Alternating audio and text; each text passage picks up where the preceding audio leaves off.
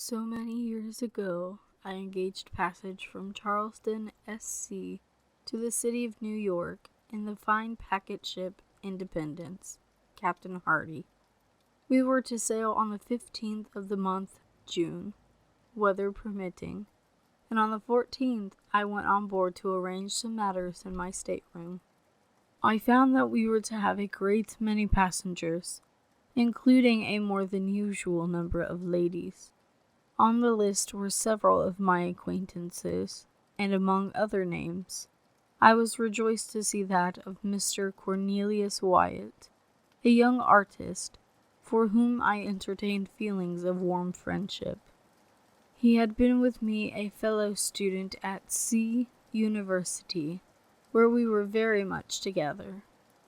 He had the ordinary temperament of genius, and was a compound of misanthropy, sensibility, and enthusiasm. To these qualities he united the warmest and truest heart which ever beat in a human bosom. I observed that his name was carded upon 3 staterooms, and, upon again referring to the list of passengers, I found that he had engaged passage for himself, wife, and 2 sisters, his own. The staterooms were sufficiently roomy, and each had 2 berths, one above the other. These berths, to be sure, were so exceedingly narrow as to be insufficient for more than one person. Still, I could not comprehend why there were 3 staterooms for these 4 persons. I was, just at that epoch, in one of those moody frames of mind which make a man abnormally inquisitive about trifles, and I confess, with shame, that I busied myself in a variety of ill-bred and preposterous conjectures about this matter of the supernumerary stateroom. It was no business of mine, to be sure, but with none the less pertinacity did I occupy myself in attempts to resolve the enigma. At last I reached a conclusion which wrought in me a great wonder why I had not arrived at it before. "It is a servant, of course," I said. "What a fool I am, not sooner to have thought of so obvious a solution!" And then I again repaired to the list, but here I saw distinctly that no servant was to come with the party, although, in fact, it had been the original design to bring one, for the words "and servant" had been first written and then overscored. "Oh, extra baggage, to be sure," I now said to myself. "Something he wishes not to be put in the hold, something to be kept under his own eye. Ah, I have it, a painting or so, and this is what he has been bargaining about with Nicolino, the Italian Jew." This idea satisfied me, and I dismissed my curiosity for the nonce. Wyatt's 2 sisters I knew very well, and most amiable and clever girls they were. His wife he had newly married, and I had never yet seen her. He had often talked about her in my presence, however, and in his usual style of enthusiasm.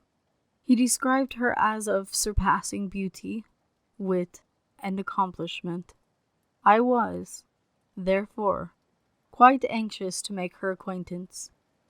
On the day in which I visited the ship, the 14th, Wyatt and party were also to visit it, so the captain informed me, and I waited on board an hour longer than I had designed, in hope of being presented to the bride.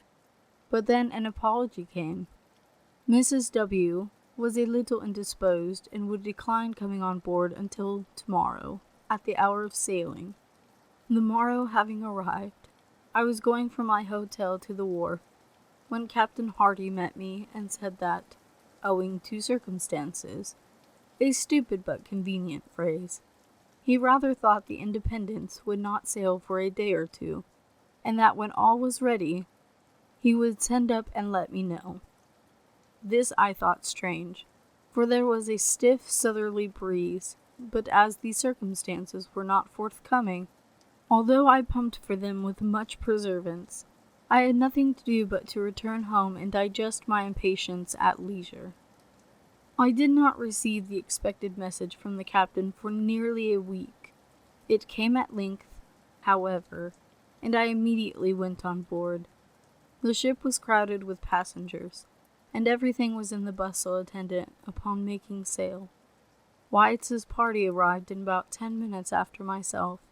There were the two sisters, the bride, and the artist, the latter in one of his customary fits of moody misanthropy. I was too well used to these, however, to pay them any special attention. He did not even introduce me to his wife, this courtesy devolving, perforce, upon his sister Marian, a very sweet and intelligent girl, who, in a few hurried words, made us acquainted. Mrs. Wyatt had been closely veiled, and when she raised her veil, in acknowledging my bow, I confess that I was very profoundly astonished. I should have been much more so, however, had not long experience advised me to not trust, with too implicit a reliance, the enthusiastic descriptions of my friend, the artist, when indulging in comments upon the loveliness of woman, when beauty was the theme. I well knew with what facility he soared into the regions of the purely ideal. The truth is, I could not help regarding Mrs. Wyatt as a decidedly plain-looking woman. If not positively ugly, she was not, I think, very far from it. She was dressed, however, in exquisite taste, and then I had no doubt that she had captivated my friend's heart by the most enduring graces of the intellect and soul. She said very few words, and passed at once into her stateroom with Mr. W. My old inquisitiveness now returned. There was no servant. That was a settled point. I looked, therefore, for the extra baggage. After some delay, a cart arrived at the wharf, with an oblong pine box, which was everything that seemed to be expected. Immediately upon its arrival we made sail, and in short time were safely over the bar and standing out to sea. The box in question was, as I say, oblong. It was about 6 feet in length by 2.5 in breadth. I observed it attentively, and liked to be precise. Now this shape was peculiar, and no sooner had I seen it than I took credit to myself for the accuracy of my guessing. I had reached the conclusion, it will be remembered, that the extra baggage of my friend, the artist, would prove to be pictures, or at least a picture, for I knew he had been for several weeks in conference with Nicolino, and now here was a box, which, from its shape, could possibly contain nothing in the world but a copy of Leonardo's Last Supper, and a copy of this very Last Supper, done by Rubini the younger at Florence, I had known, for some time, to be in the possession of Nicolino. This point, therefore, I considered as sufficiently settled. I chuckled excessively when I thought of my acumen.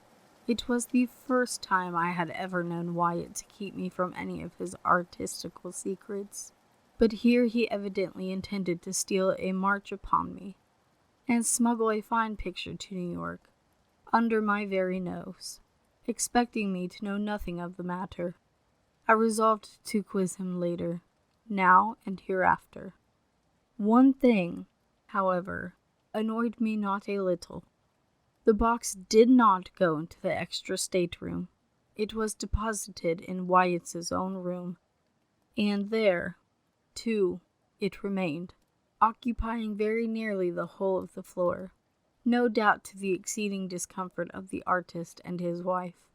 This the more especially as the tar or paint with which it was lettered in sprawling capitals emitted a strong, disagreeable, and, to my fancy, a peculiarly disgusting odor. On the lid were painted the words, Mrs. Adelaide Curtis, Albany, New York. Charge of Cornelius Wyatt, Esquire. This side up, to be handled with care.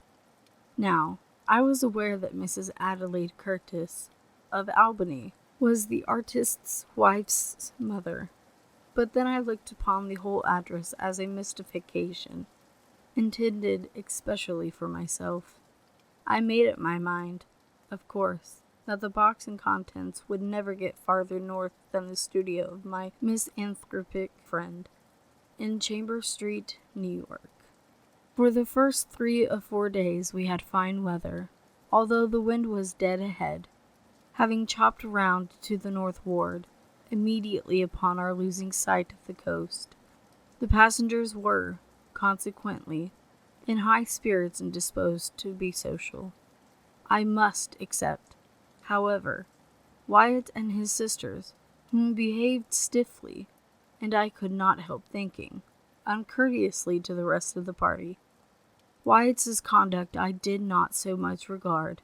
He was gloomy, even beyond his usual habit. In fact, he was morose. But in him I was prepared for eccentricity.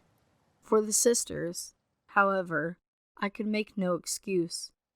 They secluded themselves in their staterooms during the greater part of the passage, and absolutely refused, although I repeatedly urged them, to hold communication with any person on board. Mrs. Wyatt herself was far more agreeable. That is to say, she was chatty, and to be chatty is no slight recommendation at sea. She became excessively intimate with most of the ladies, and, to my profound astonishment, evinced no equivocal disposition to coquet with the men. She amused us all very much. I say amused, and scarcely know how to explain myself. The truth is, I soon found that Mrs. W. was far oftener laughed at than with. The gentlemen said little about her, but the ladies, in a little while, pronounced her a good-hearted thing, rather indifferent-looking, totally uneducated, and decidedly vulgar. The great wonder was, how Wyatt had been entrapped into such a match. Wealth was the general solution, but this I knew to be no solution at all, for Wyatt had told me that she neither brought him $1 nor had any expectations from any source whatever. He had married, he said, for love, and for love only, and his bride was far more than worthy of his love. When I thought of these expressions, on the part of my friend, I confess that I felt indescribably puzzled. Could it be possible that he was taking leave of his senses? What else could I think? He, so refined, so intellectual, so fastidious, with so exquisite a perception of the faulty, and so keen an appreciation of the beautiful. To be sure, the lady seemed especially fond of him, particularly so in his absence, when she made herself ridiculous by frequent quotations of what had been said by her beloved husband, Mr. Wyatt. The word husband seemed forever, to use one of her own delicate expressions, forever, on the tip of her tongue. In the meantime, it was observed by all on board that he avoided her in the most pointed manner, and, for the most part, shut himself up alone in his stateroom, where, in fact, he might have been said to live altogether, leaving his wife at full liberty to amuse herself as she thought best, in the public society of the main cabin. My conclusion, from what I saw and heard, was that the artist, by some accountable freak of fate, or perhaps in some fit of enthusiastic and fanciful passion, had been induced to unite himself with a person altogether beneath him, and that the natural result, entire and speedy disgust, had ensued. I pitied him from the bottom of my heart, but could not, for that reason, quite forgive his incommunicativeness in the matter of the Last Supper. For this I resolved to have my revenge. One day he came upon deck, and, taking his arm as had been my wont, I sauntered with him backward and forward. His gloom, however, which I considered quite natural under the circumstances, seemed entirely unabated. He said little, and that moodily, and with evident effort. I ventured a jest or two, and he made a sickening attempt at a smile. Poor fellow! As I thought of his wife, I wondered that he could have heart to put on even the semblance of mirth. At last I ventured a home thrust.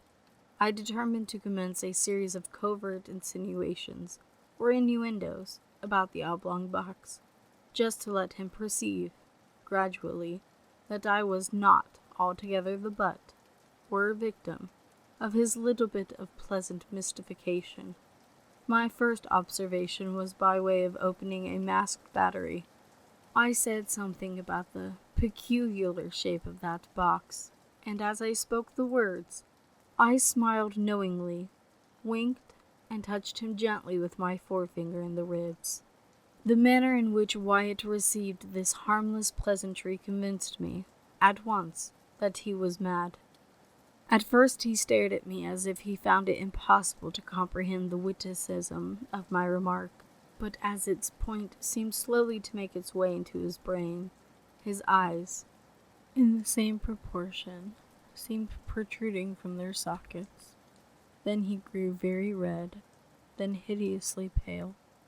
Then, as if highly amused with what I had insinuated, he began a loud and boisterous laugh, which, to my astonishment, he kept up, with gradually increasing vigor, for 10 minutes or more.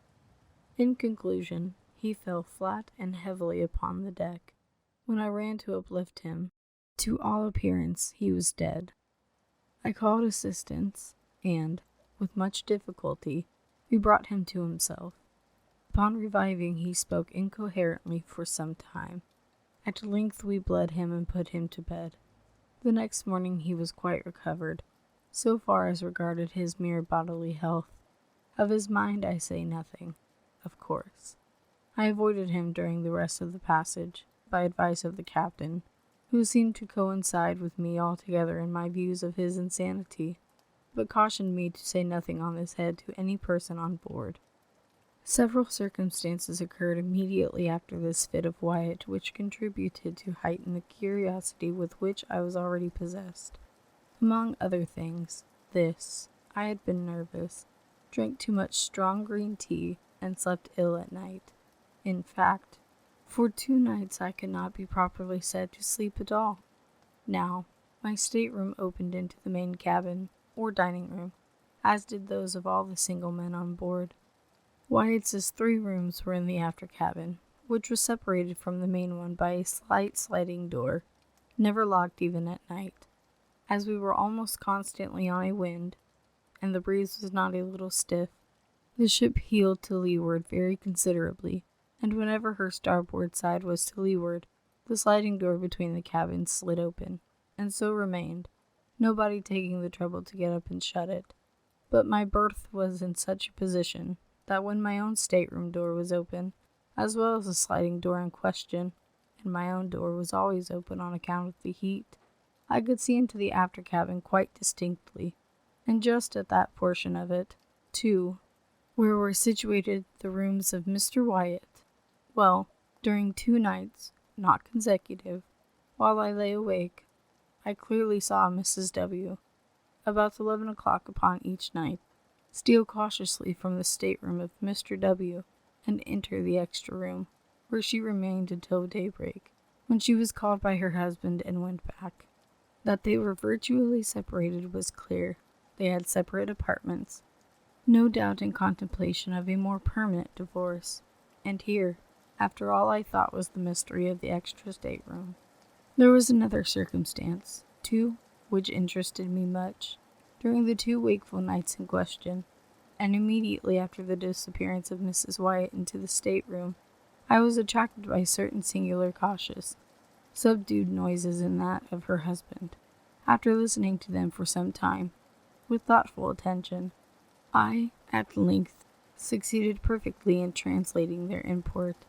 They were sounds occasioned by the artist in prying open the oblong box, by means of a chisel and mallet, the latter being apparently muffled, or deadened, by some soft woolen or cotton substance in which its head was enveloped. In this manner, I fancied I could distinguish the precise moment when he fairly disengaged the lid. Also, that I could determine when he removed it altogether, and when he deposited upon the lower berth in his room. This latter point I knew, for example, by certain slight taps which the lid made in striking against the wooden edges of the berth, as he endeavored to lay it down very gently, there being no room for it on the floor.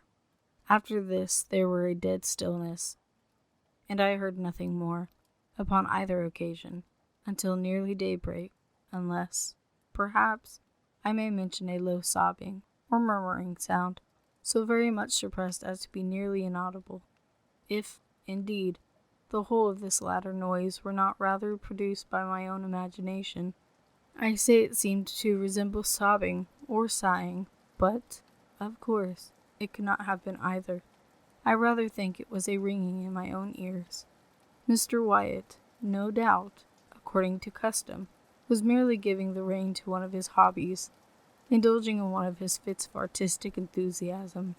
He had opened his oblong box, in order to feast his eyes on the pictorial treasure within. There was nothing in this, however, to make him sob. I repeat, therefore, that it must have been simply a freak of my own fancy, distempered by good Captain Hardy's green tea, just before dawn. On each of the 2 nights of which I speak, I distinctly heard Mr. Wyatt replace the lid upon the oblong box, and force the nails into their old places by means of the muffled mallet. Having done this, he issued from his stateroom, fully dressed, and proceeded to call Mrs. W. from hers.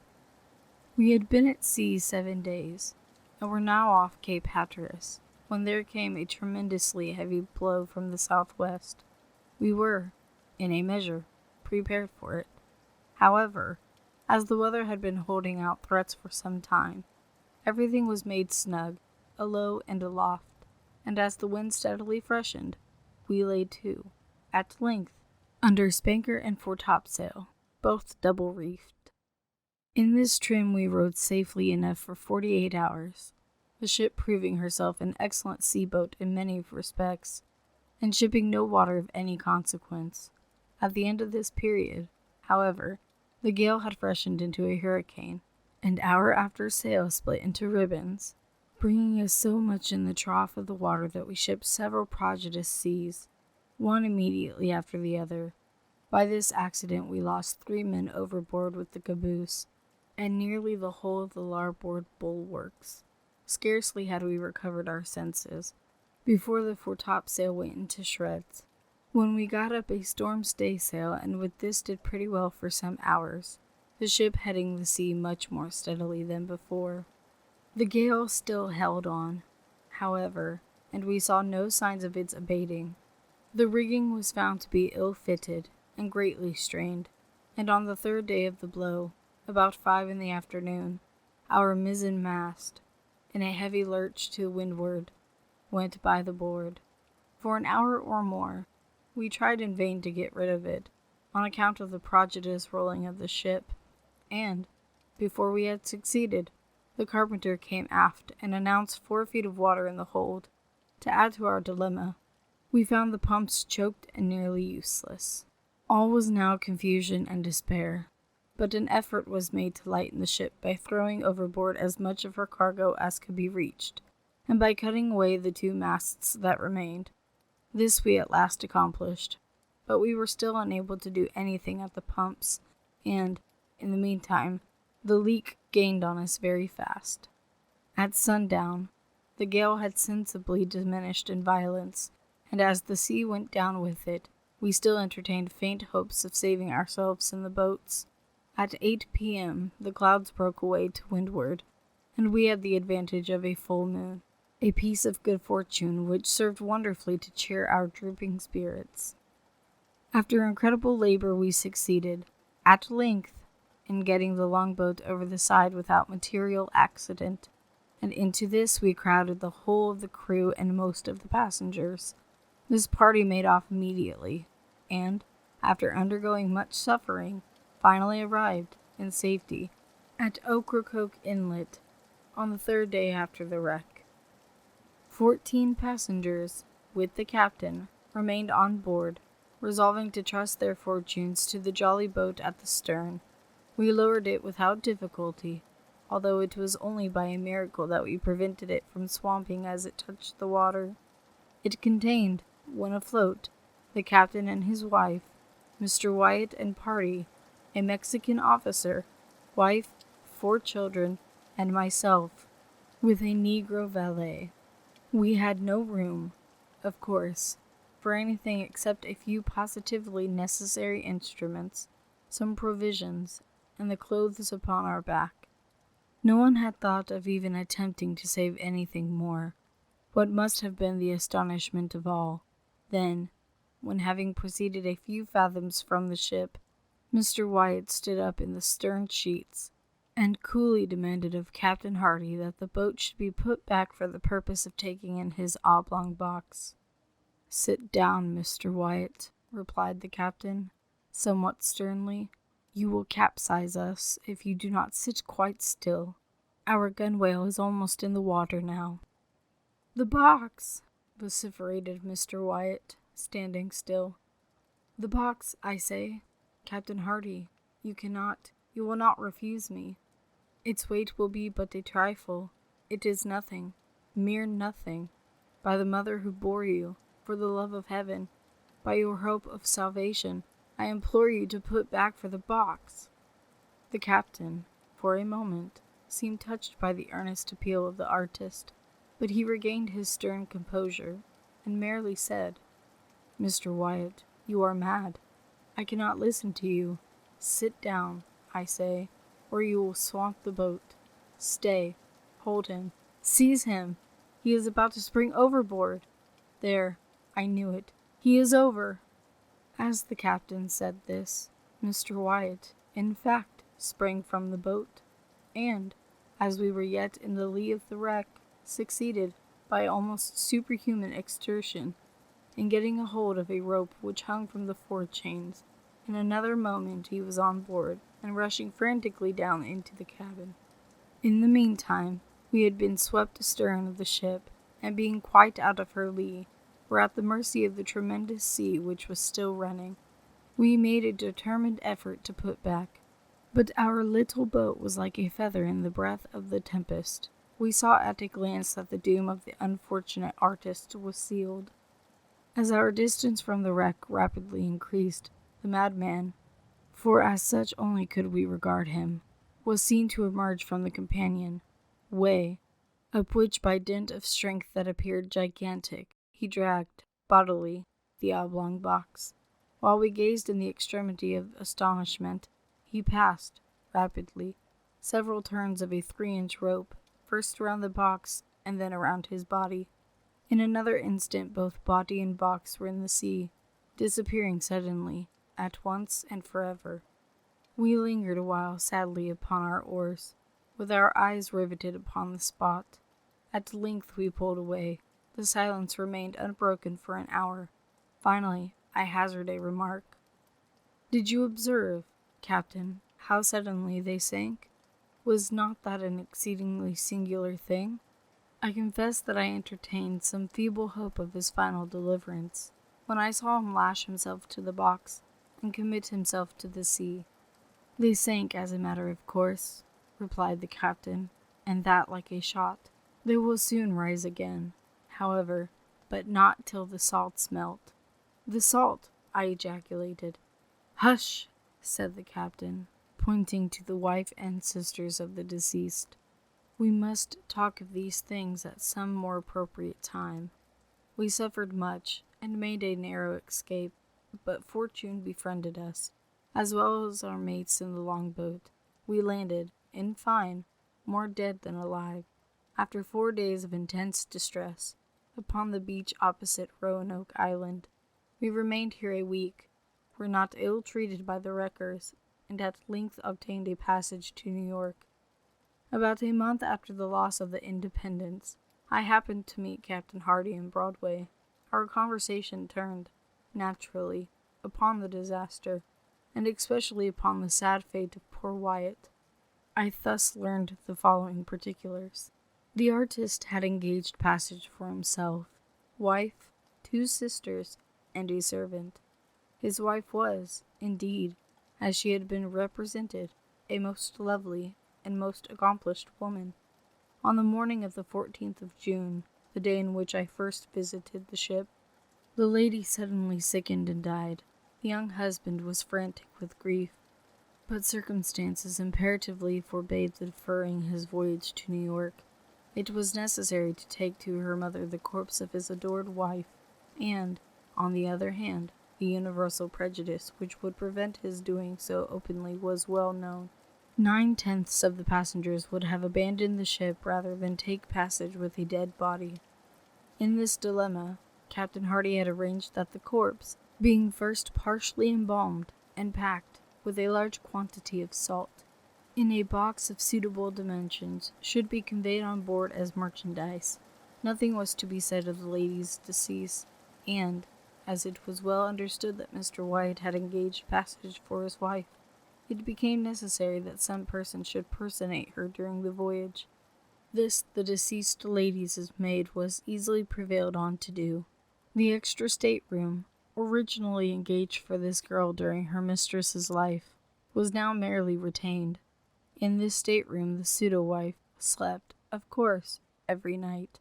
In the daytime she performed, to the best of her ability, the part of her mistress, whose person, it had been carefully ascertained, was unknown to any of the passengers on board.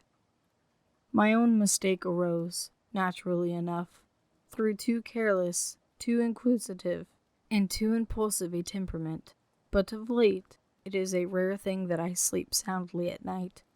There is a countenance which haunts me, turn as I will. There is an hysterical laughter which will forever ring within my ears.